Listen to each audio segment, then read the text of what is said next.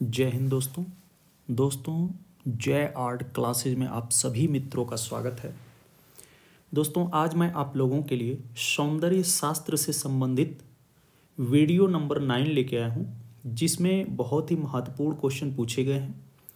और ये क्वेश्चन अभी जो भी कला से संबंधित एग्जाम होने वाले हैं, जैसे UP, TGT, PGT, KVS, NVS, DSSB, NET, JRF, कला से संबंधित सभी एग्ज़ामों के लिए ये प्रश्न बहुत ही महत्वपूर्ण है। तो आइए दोस्तों हम वीडियो नंबर 9 शुरू करते हैं। Question number 237।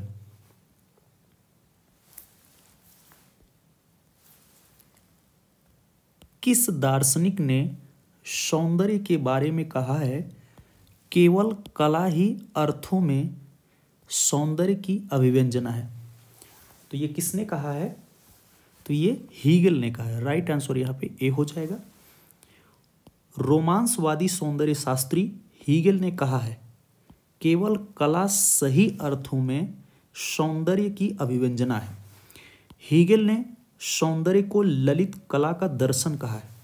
हीगल के अनुसार उदात्त सौंदर्य का द्वारिक है। हीगल ने कला की 2 श्रेणियां निर्धारित की है। पहला है वस्तुतांत्रिक कला। इसमें प्रतीकात्मक व शास्त्रीय कलाएं, स्थापत्य व मूर्तिकला आती हैं। दूसरा है आत्मतांत्रिक कला। इसमें रोमांसवादी कला अर्थात चित्र, संगीत तथा काव्य कलाएं आती हैं। Question number 238। अभिनव गुप्त द्वारा 9वां रस कौन सा है? तो 9वां रस जो है वो है शांत रस। राइट आंसर यहाँ पे बी हो जाएगा। 9वां रस शांत रस। शांत रस की खोज अभिनव गुप्त ने किया है। शांत रस को पहली बार प्रस्तुत किया किसने? अभिनव गुप्त ने। सर्वप्रथम भरत मुनि ने नाट्यशास्त्र में 8 रसों को बताया है। रस का अर्थ है दर्शक के मन में उत्पन्न आनंद की अनुभूति। रस उत्पत्ति को सबसे पहले परिभाषित किया किसने? भरत मुनि ने। भरत मुनि के बाद रस सिद्धांत का प्रतिपादन किसने किया है? अभिनव गुप्त ने। भारतीय सौंदर्य शास्त्र के अनुसार रस कला की आत्मा है। यह कथन सर्वप्रथम किसका है? अभिनव गुप्त ने यह कहा है। Question number 239। इनमें से कौन सा शब्द 8 रसों में से एक नहीं है? तो इनमें से कौन सा है? तो इसका जो राइट आंसर है वो है डी, रति। रति रस नहीं है। रति जो है ये श्रृंगार रस का स्थायी भाव है। श्रृंगार रस का जो वर्ण है, रंग है, वो है श्याम, काला है। हास्य का स्थायी भाव जो है वो हास्य या ह्रास है। वर्ण इसका रंग क्या है? सफेद, श्वेत। वीर रस का स्थायी भाव क्या है? उत्साह है। Question number 240। आलंबन और उद्दीपन निम्नलिखित में से किसके प्रकार हैं? तो ये किसके प्रकार हैं? तो ये विभाव के प्रकार हैं। Right answer D. आलंबन तथा उद्दीपन विभाव के 2 भेद हैं। भावों का रसों से घनिष्ठ संबंध है। शास्त्रों में स्थायी भावों से ही रसों की निष्पत्ति मानी गई है। आरंभ में भरत मुनि ने 8 रस तथा उसके कारक 8 अस्थायी भाव भी माने थे। चित्रसूत्र में 9 रस माने गए हैं। सम्रांगण सूत्रधार में रसों की जो संख्या है वो 11 तक पहुंच गई है। Question number 241। शोक, क्रोध, भय और जुगुप्सा किस रूप में जाने जाते हैं? तो ये किस रूप में जाने जाते हैं? अस्थाई भाव के रूप में। राइट आंसर ए हो जाएगा। शोक, क्रोध, भय और जुगुप्सा स्थायी भाव के रूप में जाना जाता है। Question number 242। इनमें से कौन सा रस नहीं है, यहां पूछा है। तो इसमें से कौन सा रस नहीं है, तो यह है जुगुत्सा। राइट आंसर बी, जुगुत्सा रस नहीं है, यह विभत्स रस का अस्थाई भाव है। रस का अर्थ है दर्शक के मन में उत्पन्न आनंद की अनुभूति। चित्र में रस जो है वो 9 प्रकार के दिखाई देते हैं। सौंदर्य शास्त्र के अनुसार भाव 9 होते हैं। नाट्य शास्त्र में भरत मुनि ने 49 भावों का विवेचन किया है। 8 जो है ये अस्थाई भाव हैं, 33 जो है संचारी भाव हैं और 8 सात्विक भाव हैं। टोटल 49 भावों को भरत मुनि ने बताया। रस उत्पत्ति को सबसे पहले भरत मुनि ने परिभाषित किया है। सौंदर्य शास्त्र रस निष्पत्ति है। सौंदर्य शास्त्र क्या है? रस निष्पत्ति। क्वेश्चन नंबर 243, अनुकरण सभी कलाओं का मूल है, किसने माना है? तो ये किसने माना है? प्लेटो ने। राइट आंसर डी, अनुकरण सभी कलाओं का मूल है, प्लेटो ने कहा है। अरस्तु का अनुकरण सिद्धांत एक स्तर पर प्लेटो का अनुकरण सिद्धांत की प्रतिक्रिया है और दूसरे स्तर पर उसका विकास भी। महान दार्शनिक प्लेटो ने कला और काव्य को सत्य से तीसरी दूरी पर कहकर उसका महत्व बहुत कम कर दिया था। उसके शिष्य अरस्तु ने अनुकरण में पुनर्रचना का समावेश किया। प्लेटो ने कला को सत्य की अनुकृति माना है। क्वेश्चन नंबर 244, भारतीय सौंदर्य शास्त्र के प्रथम दार्शनिक थे, तो कौन थे ये? भरत मुनि। राइट आंसर सी, रस सिद्धांत प्रवर्तक आचार्य भरत मुनि माने जाते हैं। भरत का नाट्यशास्त्र प्रथम शताब्दी ईसा पूर्व पूर्वाचार्यों की रस विषयक उपलब्धियों को अपने में संजोए हुए है। भरत मुनि का नाट्यशास्त्र भारतीय सौंदर्य दर्शन का प्राचीनतम ग्रंथ है, जिसमें उन्होंने अपना सुप्रसिद्ध रस सिद्धांत प्रतिपादित किया है। क्वेश्चन नंबर 245, सौंदर्य शास्त्र के अनुसार भाव होते हैं। तो सौंदर्य शास्त्र के अनुसार जो भाव होते हैं वो है 9। राइट आंसर यहां पे सी। स्थायी भावों की संख्या भरत ने 8 मानी है।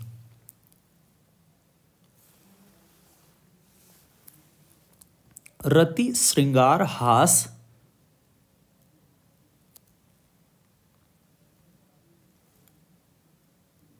श्रृंगार रस का जो स्थायी भाव है रति, हास्य रस का हास, करुण रस का शोक और वीर रस का उत्साह, रौद्र रस का क्रोध, भयानक रस का भय और विभत्स रस का जुगुत्सा और अद्भुत रस का विस्मय। इन 8 स्थायी भावों के आधार पर ही 8 रस माने जाते हैं। परवर्ती आचार्यों ने 9वां स्थायी भाव निर्वेद माना तथा उसमें संबंधित 9वें शांत रस की स्थापना की। 9वां रस कौन सा है? शांत रस। इसका स्थायी भाव क्या है? निर्वेद। क्वेश्चन नंबर 246, रस सिद्धांत का प्रतिपादन किसने किया है? तो रस सिद्धांत का जो प्रतिपादन किया है वो अभिनव गुप्त ने। राइट आंसर ए हो जाएगा। अभिनव गुप्त ने वेदांत के आधार पर अभिव्यक्तिवाद का प्रतिपादन किया। इन्होंने भट्टनायक की भावकत्व एवं भोजकत्व 2 काल्पनिक क्रियाओं का खंडन कर व्यंजना या ध्वनि को उचित बताया। इन्होंने कहा कि भावों में भावकत्व का गुण तो रहता है जो काव्यार्थों की भावना का विषय बताएं वे भाव होते हैं। इसी प्रकार रस में भोग का भाव भी पहले से विद्यमान रहता है। वही रस है जिसका आस्वाद हो सके, योग हो सके। इस सिद्धांत के मूल प्रवर्तक भरत मुनि माने जाते हैं। क्वेश्चन नंबर 247, रस कितने प्रकार के होते हैं? तो रस कितने प्रकार के होते हैं? रस 9 प्रकार के। Right answer A. स्थायी भाव की संख्या भरत ने 8 मानी है। श्रृंगार रस का स्थायी भाव रति है, हास्य रस का हास, करुण का शोक, वीर रस का स्थायी भाव उत्साह, रौद्र रस का स्थायी भाव क्रोध और भयानक रस का स्थायी भाव भय, विभत्स रस का स्थायी भाव जुगुप्सा और अद्भुत रस का विस्मय। इन 8 स्थायी भावों के आधार पर ही 8 रस मान्य हैं।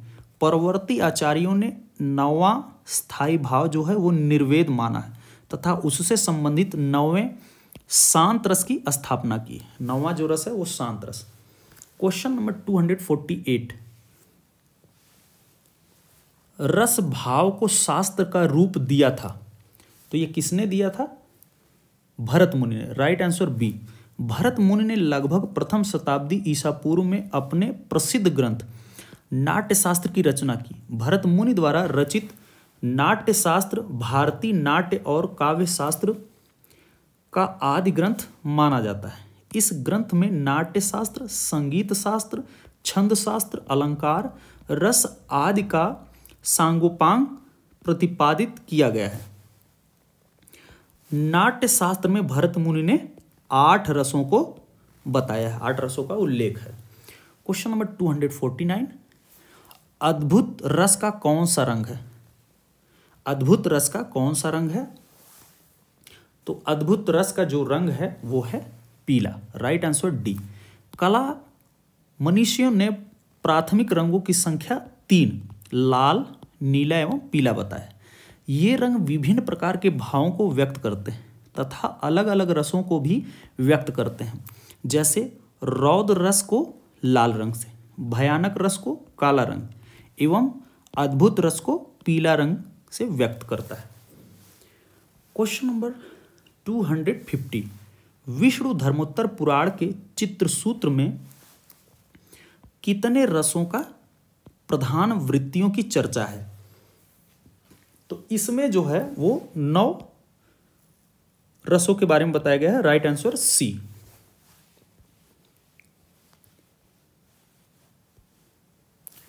विष्णु धर्मोत्तर पुराण के चित्रसूत्र में रसों की जो संख्या है वो 9 बताई गई है, जबकि भरत मुनि के अनुसार रस कितने हैं? 8। क्वेश्चन नंबर 251, रस का प्रमुख स्रोत है। तो रस का प्रमुख स्रोत क्या है? नाट्य। Right answer A. रस का प्रमुख स्रोत है नाट्य। रस का प्रमुख स्रोत नाट्य है। रस उत्पत्ति को सबसे पहले भरत मुनि ने परिभाषित किया। रस का अर्थ है दर्शक के मन में उत्पन्न आनंद की अनुभूति। चित्र में 9 रस दिखाई देते हैं। भारतीय सौंदर्य शास्त्र के प्रथम दार्शनिक कौन है? भरत मुनि। क्वेश्चन नंबर 252, हीगल ने किस कला को सर्वश्रेष्ठ माना है? तो हीगल ने इन्होंने काव्य कला को सर्वश्रेष्ठ माना। राइट आंसर ए हो जाएगा। हीगल ने ललित कला को 5 भागों में बांटा है।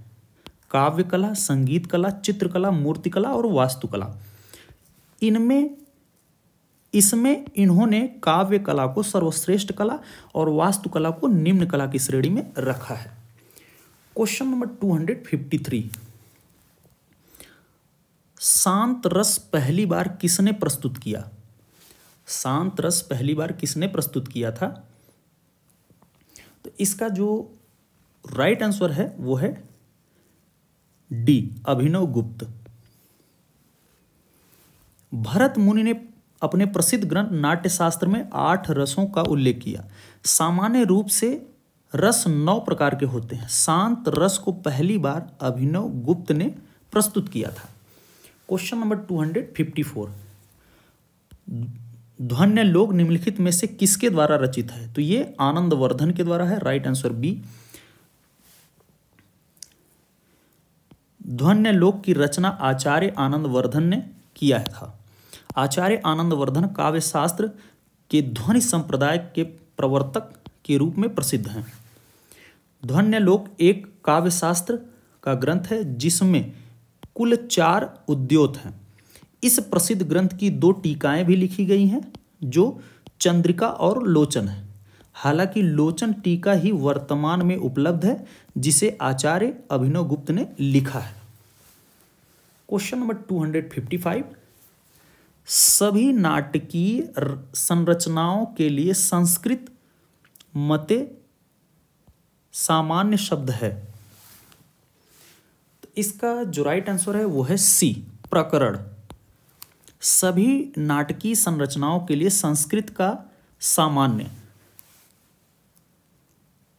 शब्द क्या है? संस्कृत, यहां पे का होना चाहिए, संस्कृत का सामान्य शब्द क्या है? प्रकरण। नाटक, रूपक, प्रहसन, ये सभी क्या है? प्रकरण के भेद हैं। हरिवंश राय बच्चन की प्रमुख कविता तेरा हार, मधुशाला, मधुबाला, मधुकलश, निशा निमंत्रण, हलाहल, प्रणय पत्रिका इत्यादि।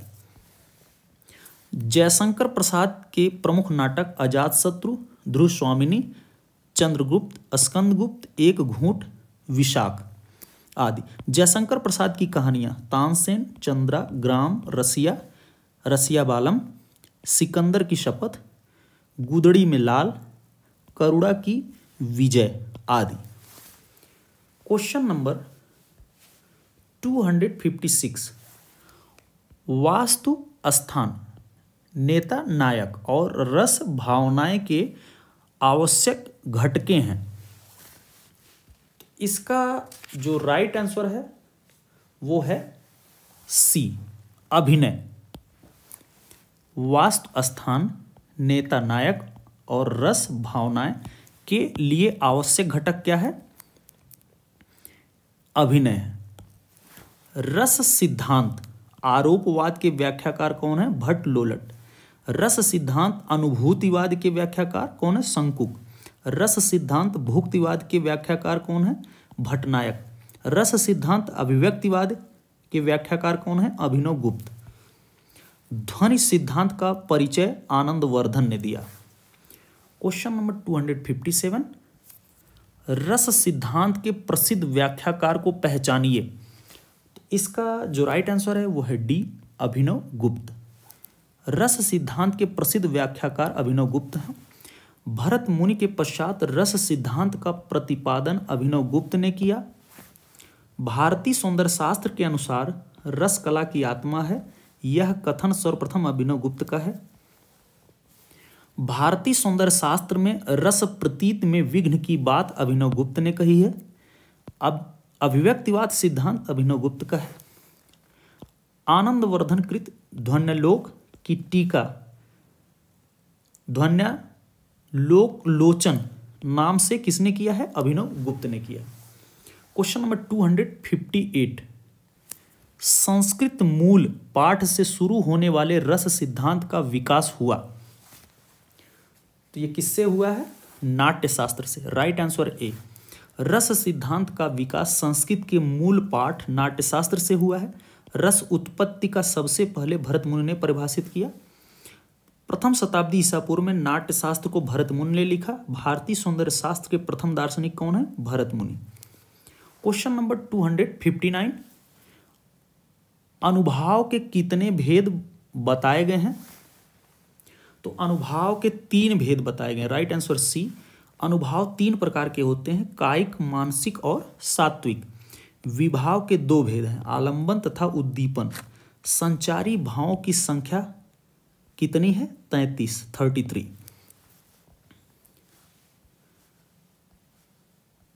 क्वेश्चन नंबर 260,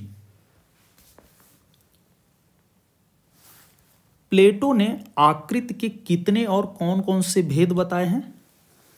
तो इसका राइट आंसर है बी, 2, एक सापेक्ष और एक निरपेक्ष। सापेक्ष और निरपेक्ष। प्लेटो ने आकृति के 2 भेद बताए हैं, सापेक्ष और निरपेक्ष। प्लेटो जो है यूनान के प्रसिद्ध दार्शनिक थे, वह सुकरात का शिष्य तथा अरस्तु के गुरु थे। दार्शनिक जगत में प्रत्यय सिद्धांत को देने का श्रेय प्लेटो को ही है। क्वेश्चन नंबर 261, हेगेल ने ललित कलाओं को कितने वर्गों में रखा है? तो ललित कलाएं 5 उन्होंने बताई हैं। राइट आंसर सी हो जाएगा। हेगेल एक जर्मन विद्वान थे जिन्होंने ललित कला को 5 भागों में बांटा, काव्य कला, संगीत कला, चित्रकला, मूर्तिकला और वास्तुकला। इसमें उन्होंने काव्य कला को सबसे उच्च कला एवं वास्तुकला को सबसे निम्न कला माना है। इसके इस वर्गीकरण को हेगेलियन क्वालिफिकेशन कहा जाता है। क्वेश्चन नंबर 262, रौद्र रस का रंग क्या है? तो रौद्र रस का जो रंग है वो है लाल। इसका राइट आंसर सी हो जाएगा। रौद्र रस का रंग लाल होता है। लाल वर्ण का प्रभाव उत्तेजना, प्रेम, हिंसा, क्रोध, कामुकता, खतरा आदि, यह एक गर्म रंग है। क्वेश्चन नंबर 263, रस उत्पत्ति को सबसे पहले किसने परिभाषित किया था? तो ये भरत मुनि ने किया था। Right answer C. भावों का रसों से घनिष्ठ संबंध है। शास्त्रों में स्थायी भावों से ही रसों की निष्पत्ति मानी जाती है। आरंभ में भरत मुनि ने 8 रस तथा उसके कारक 8 अस्थायी भाव माने थे। क्वेश्चन नंबर 264, द्वंद्ववाद के आधार पर किसने त्रय सिद्धांत अर्थात वाद, प्रतिवाद और संवाद का सिद्धांत दिया था? तो ये किसने दिया था? हीगल ने दिया था। Right answer D. द्वंद्ववाद के आधार पर त्रय सिद्धांत अर्थात वाद, प्रतिवाद और संवाद का सिद्धांत हीगल ने दिया। हीगल का कहना था कि प्रत्येक विचार और घटना परस्पर दो विरोधी नीतियों, वाद और प्रतिवाद के संघर्ष से उत्पन्न होती है। इन दोनों के सत्य तत्वों को ग्रहण करके एक नया रूप जन्म लेता है जिसे संवाद कहा जाता है। यह वाद और प्रतिवाद दोनों से श्रेष्ठ होता है क्योंकि इसमें दोनों के गुण अंतर्निहित होते हैं। कालांतर में यह वाद बन जाता है। वही त्रिमुखी प्रक्रिया फिर से दोहराई जाती है। इस प्रकार वाद, प्रतिवाद और संवाद की प्रक्रिया अनवरत रूप से चलती रहती है। तो दोस्तों, इस तरह से हमने काफ़ी इंपॉर्टेंट क्वेश्चन सौंदर्य शास्त्र से संबंधित बताया है। तो दोस्तों, यदि हमारा ये वीडियो आपको अच्छा लग रहा है तो हमारे चैनल को ज़्यादा से ज़्यादा लाइक, सब्सक्राइब और शेयर करें। हमारे यूट्यूब चैनल पर कमेंट करके बताएं कि आपको ये वीडियो कैसा लग रहा है। दोस्तों, इसी प्रकार से विजुअल आर्ट से संबंधित इंपॉर्टेंट वीडियो मैं आप लोगों के लिए लाता रहूँगा। धन्यवाद दोस्तों।